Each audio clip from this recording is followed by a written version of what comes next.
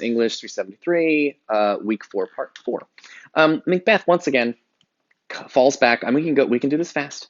I have more interesting things to say about this scene, and so I kind of want to get through the man-woman shit because we're starting to get the hang of it. Although I've got some good stuff saved for the end. We will be talking about serial killers soon. So let's. Everybody loves. I'm the only person that doesn't give a shit about serial killers. I don't know. I don't know what it is. I don't care. I like fictional shit. I don't want to find out about real people dying. So Macbeth, when he freaks out, he sees the ghost disappears and the ghost comes back. When the ghost comes back, Macbeth says exactly what you think he would say. He says, "What a man dare, I dare." So his response is always, "I'm manly, I'm a real man." Again, if he has erectile dysfunction, it makes a certain amount of sense. He tells the ghost, "Just don't look like my friend Banquo. Look like anything else and I'll beat the shit out of you.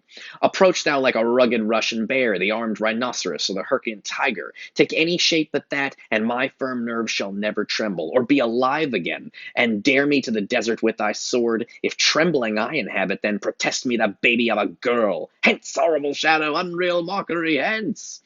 And he tries to get rid of the ghost. Anyway, this is not a super surprising thing, and I don't have like a ton.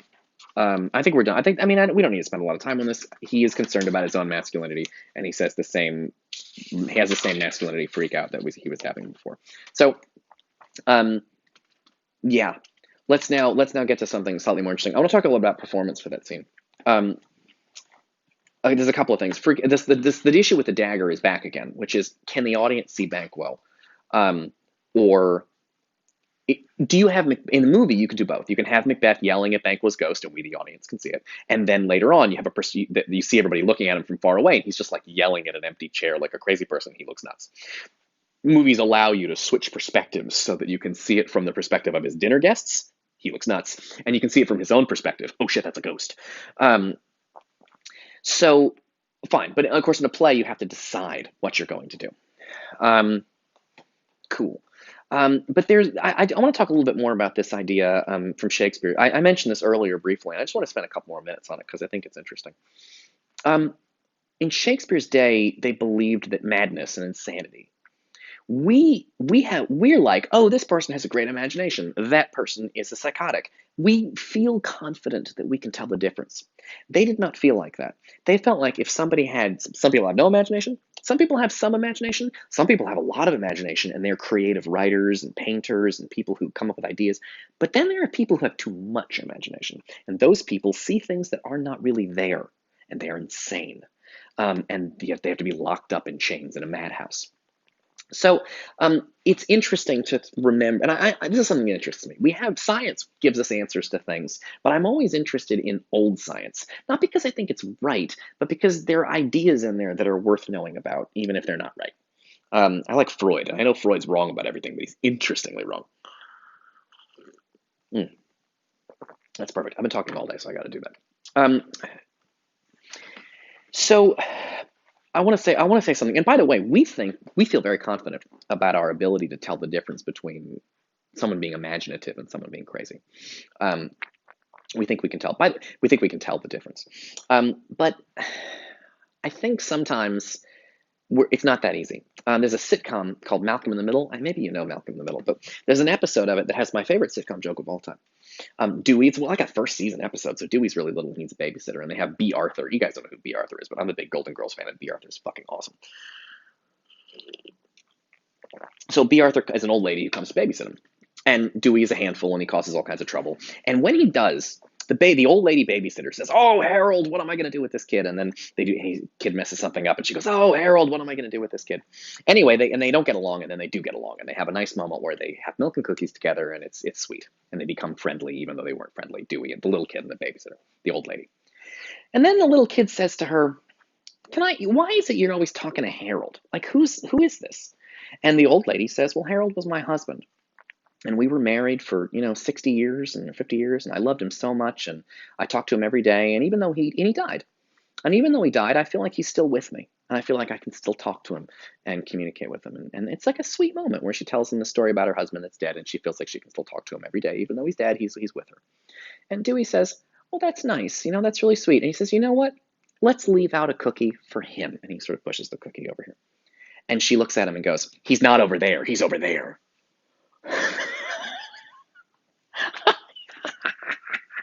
Oh God, it fills me with such glee.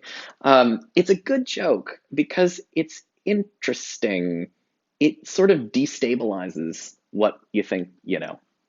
Um, if you feel like your dead husband is always by your side in your heart and that he's with you, that's very sweet. But if you feel that your dead husband is somewhere specific in the room, like that one chair, now you're fucking psychotic. What is the difference, really? Like, are you so sure? Like, it's just funny how we feel like if you feel like your husband is always with you in your heart, you're a very sweet old lady, and if you feel like your husband is in that chair, you're fucking psychotic. But there's not really that big of a difference between those two things. Why are we so confident that one of those is sane and one of those is insane? Um, Anyway, I just love it so much because I think it's important too because we kind of look at, oh, back then they didn't understand insanity. I'm not sure how well we understand insanity either. There's I mean, we're better at it. My best friend works with schizophrenics in a mental hospital. I mean, it's a criminal mental hospital. My best friend has the worst fucking job in the world. He works at basically Arkham Asylum.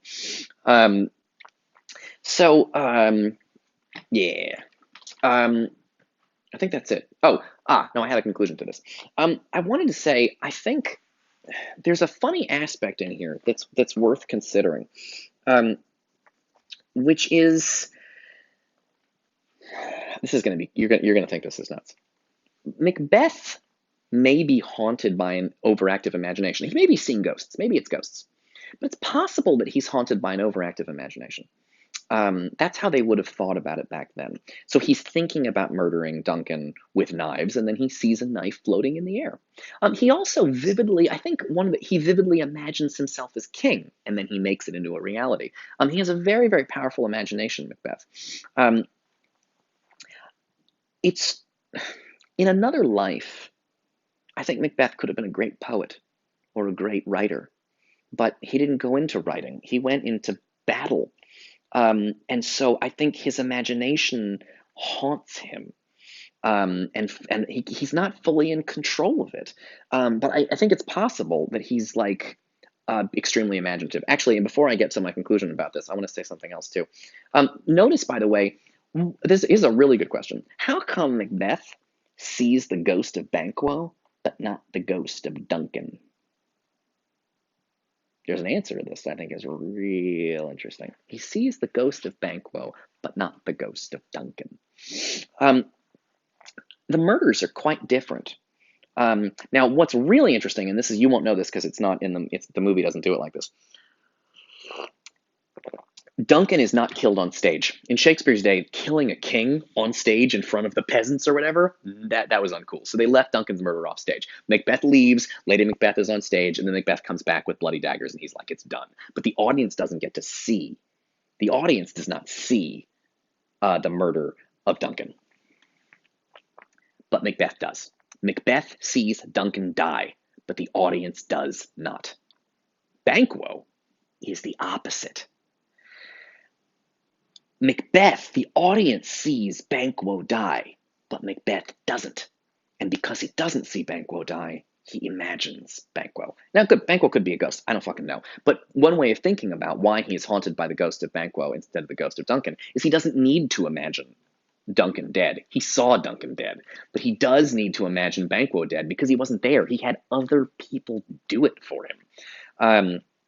And so it's possible that Macbeth is suffering from an overactive imagination. And what's interesting to think about, and this is a weird, sad thing to think about, but maybe Shakespeare is a little bit like Macbeth. Shakespeare wrote 39 plays. He created hundreds of characters. He's one of the most, he's the greatest imaginative writer in the history of imaginative writing. I wonder if Shakespeare worried that his powerful imagination that allowed him to imagine so many people would lead him to being insane. And I wonder if Macbeth, who doesn't seem anything like Shakespeare, he's a violent man, and Shakespeare doesn't seem to be a violent man, but I wonder if there's a connection between Macbeth and Shakespeare in that they both suffered from overactive imagination. It's just that Macbeth had an unhealthy response to an overactive imagination, and Shakespeare had a very healthy one. He was the greatest writer who ever lived. I don't know. I'll see you in the next video a couple minutes from now. It should be the end of the week, but it's not. I got more videos.